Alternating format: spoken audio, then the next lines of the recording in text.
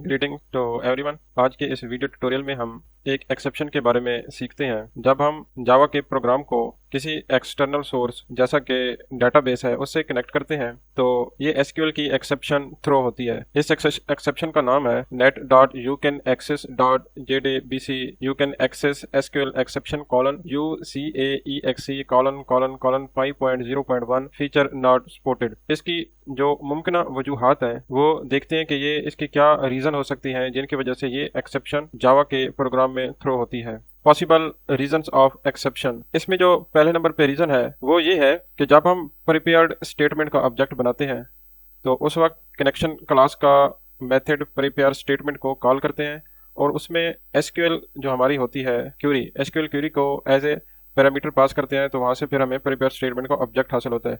उसी प्रोग्राम में हम जब रिजल्ट सेट का ऑब्जेक्ट हासिल करते हैं तो वो हमें एग्जीक्यूट क्यूरी मेथड को एग्जीक्यूट करने से हासिल होता है। यहाँ भी हम एसक्यूएल को एज ए पैरामीटर पास कर देते हैं। एक ही प्रोग्राम में दो मेथड में जब हम एसक्यूएल को एज ए पैरामीटर पास करते हैं तो ये एक्सेप्शन थ्रो होती है। इसका हल ये है कि आप एग्जीक्यूट क्यूरी मेथड जो है यहाँ से एसक्यूएल को ख़त्म कर दें, इसको parameter less execute query method को एग्जीक्यूट करें। इसके बाद दूसरी एक्सेप्शन थ्रो होती है। उसकी रीजन ये हो सकती है कि आपने जो एसक्यूएल का कोड लिखा है उस कोड में कोई एरर हो सकती है। आप एसक्यूएल कोड को चेक करें और उसमें देखें कि कहीं पे कोई एरर तो नहीं है। इसकी तीसरी रीज़न हो सकती है हमारे पास रिजल्ट सेट का जो ऑब्जेक्ट है उसके हम किसी कॉलम की वैल्यू को गेट स्ट्रिंग मेथड के जरिए कॉल करते हैं तो यहाँ पे उस कॉलम की जो इंडेक्स है वो हम 0 पास कर देते हैं।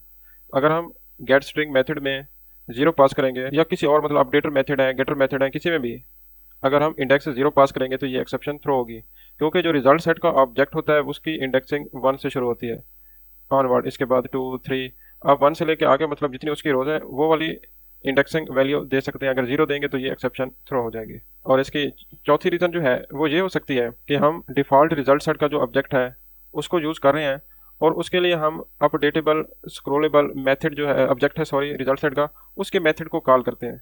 अगर हम डिफ़ॉल्ट रिजल्ट सेट के ऑब्जेक्ट को इस्तेमाल करते हुए स्क्रोलेबल अपडेटेबल रिजल्ट सेट के मेथड को कॉल करेंगे तो उस वक्त भी ये एक्सेप्शन थ्रो होगी।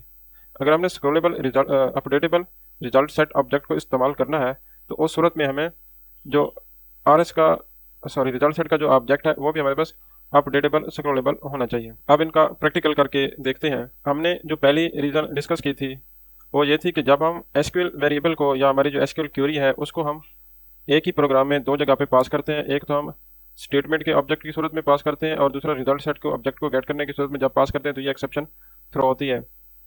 इसको अभी देख लेते हैं इस प्रोग्राम को एग्जीक्यूट करके। अभी हमारा प्रोग्राम एग्जीक्यूट हो गया तो यहाँ पे आप देख सकते हैं कि ये वाली एक्सेप्शन थ्रो हो रही है। हमने दो जगह पे एसक्यूएल क्यूरी को पास किया है। अब मैं इधर से इसको ख़त्म, अब मैं इस पैरामीटर को ख़त्म करके दोबारा प्रोग्राम को एग्जीक्यूट करता हूँ। इसको सेव कर लेता हूँ और यहाँ पे प्रोग्राम को एग्जीक्यूट करता हूँ। जावा सी सबसे पहले इसको कंपाइल करते हैं, जो हमारी फाइल है उसका नाम लिखते हैं। कंपाइल करने के बाद फिर हम इस प्रोग्राम को एग्जीक्यूट करते हैं। उसके लिए हमारे पास कमांड है जावा। इसमें यहाँ तक तो मेरा प्रोग्राम रन कर गया है। आगे फिर ये एक्सेप्शन थ्रो हो रही है। देखते हैं ये एक्सेप्शन क्यों थ्रो हो रही है। आप देख सकते हैं कि यहाँ पे मैंने इस मेथड को यूज़ किया हुआ है। ये मेथड जो है प्रीवियस मेथड, ये अपडेटेबल स्क्रोलेबल रिजल्ट सेट का मेथड है, इसको मैंने यहाँ पे यूज़ किया हुआ है। अगर मैं इसको यूज़ नहीं करता तो फिर हम अपने प्रोग्राम को कंपाइल और एग्जीक्यूट करके देखते हैं। ये हमारा कंपाइल हो जाएगा और यहाँ से हमारा एग्जीक्यूट हो जाएगा। तो अब हमारी कोई एक्सेप्शन थ्रो नहीं हो रही, हमारा प्रोग्राम सक्सेसफुली रन कर रहा है। ये इसकी पहली रीज़न होगी कि जब ये एक्सेप्शन थ्रो होती है। मैं इसको क्लियर कर लेता हूँ CLS। अब हम दूसरी रीज़न पे बात करते हैं। यहाँ पे मेरे पास एसक्यूएल की क्वेरी है।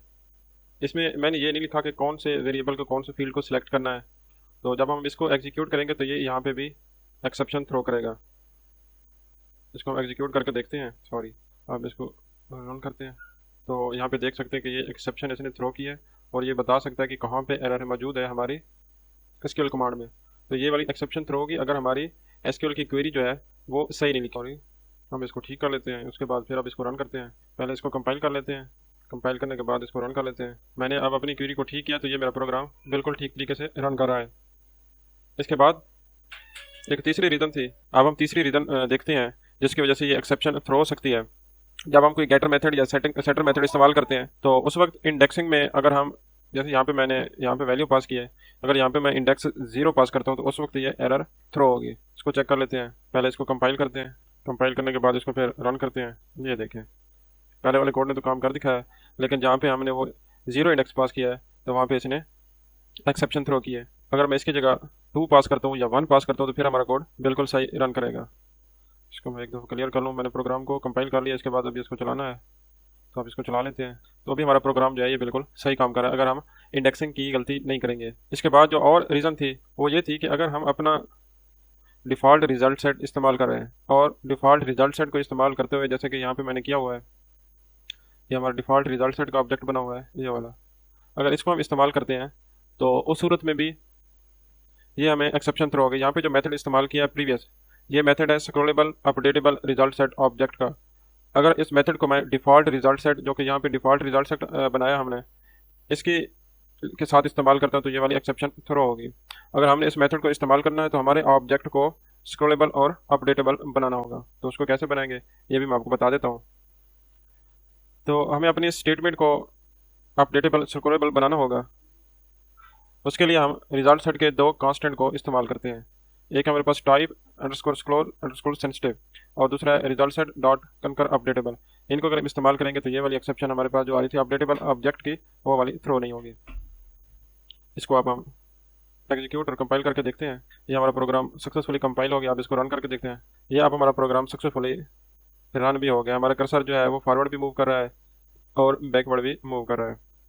तो आज के इस वीडियो में हमने 4 वजूहात चेक की हैं एक्सेप्शन थ्रो होने की। जो पहले नंबर पे थी कि 2 दफ़ा हमने एसक्यूएल के वेरिएबल को पास नहीं करना। हमारा एसक्यूएल का जो कोड है वो उसमें एरर हो सकती है, उसको चेक करना है। गेट स्ट्रिंग या सेटर मेथड जो है रिजल्ट सेट ऑब्जेक्ट के, उनमें इंडेक्सिंग जो है 1 से शुरू करनी है, 0 से शुरू नहीं करनी। और मेथड्स को चेक करना है कि ये हमारा अपडेटेबल रिजल्ट सेट ऑब्जेक्ट का मेथड है या डिफ़ॉल्ट रिजल्ट सेट का मेथड है। तो ये 4 वजूहात हैं, 4 वजूहात पे हमने आज काम किया है। आप लोगों का वीडियो देखने का बहुत शुक्रिया। अगर ये आपके लिए फ़ायदेमंद होती हैं तो इसको आप आगे शेयर भी कर सकते हैं। Thanks for watching.